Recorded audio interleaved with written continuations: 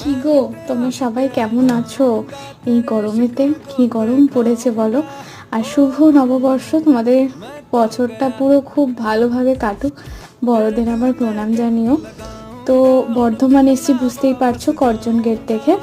তো এসেছিলাম রেজাল্টের জন্য। কারা কারা কলেজ লাইফটাকে মিস করো? যাদের শেষ হয়ে গেছে আমি তো জানি তারা খুবই মিস করো।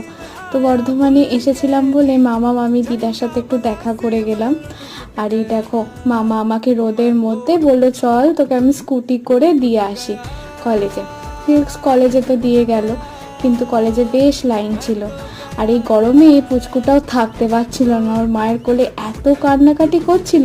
তারপর এনার সাথেও দেখা হলো, দিয়ে দেখো কত কিছু কিনেছিলাম। আর ওকে বলছিলাম যে তোর সাথে যদি কখনো বাইরে যাই তাহলে কত কিছু যে কিনবো তার কোনো ঠিক নেই। ঠিক আছে, চলো সবাই খুব ভালো থাকো, সুস্থ থাকো, দেখা হচ্ছে।